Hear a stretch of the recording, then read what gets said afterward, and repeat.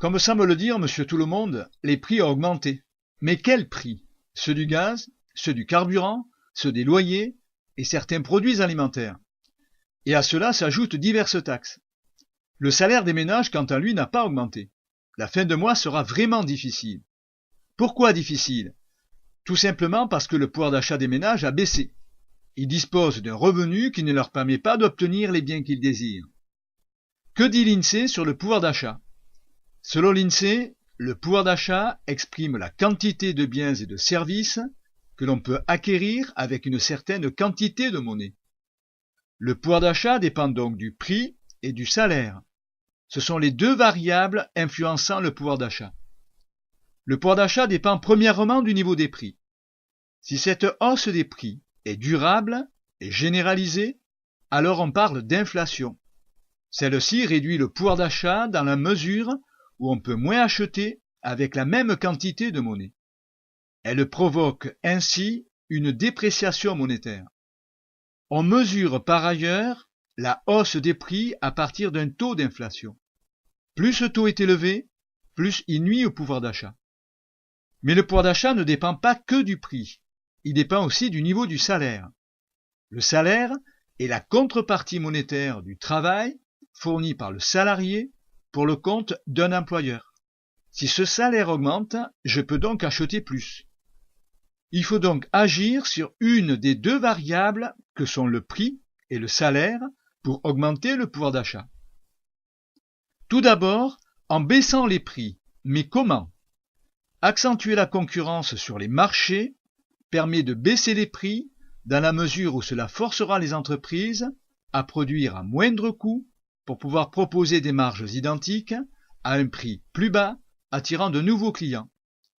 Et surtout, en réduisant les coûts de production, notamment le coût du travail, c'est-à-dire le salaire brut plus les cotisations patronales, qui constituent pour le chef d'entreprise une charge. L'entreprise va donc chercher à minimiser ce coût en modérant les salaires pour être plus compétitive. Cependant, le salaire est aussi un revenu pour le salarié, qu'il faut au contraire valoriser pour qu'il puisse acheter davantage. Ne pas le valoriser contribue à une baisse du pouvoir d'achat, donc à une baisse de la demande. Il s'agit là du paradoxe du salaire. Il représente à la fois un coût pour l'entreprise, qu'il faut minimiser, et une ressource pour le salarié, qu'il faut au contraire valoriser pour augmenter la demande.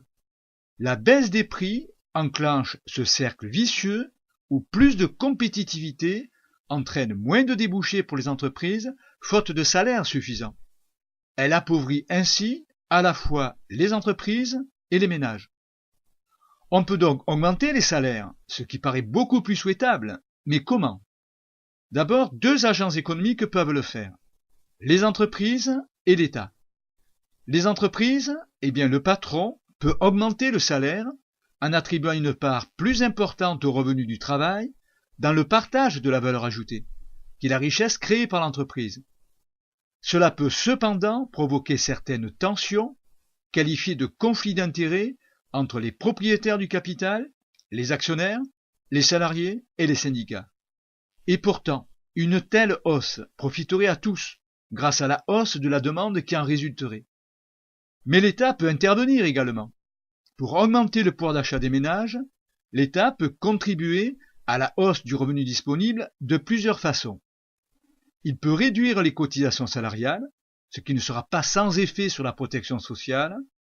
Il peut aussi baisser les impôts, au risque de diminuer les dépenses publiques et donc réduire les services publics et aggraver les inégalités. Il peut aussi augmenter les prestations sociales, les minima sociaux et le SMIC. Mais dans ce cas, l'augmentation ne s'adressera qu'à une catégorie de ménages. En conclusion, on peut dire que la hausse du pouvoir d'achat impose donc de faire des choix sur la répartition de la valeur ajoutée et sur la fiscalité.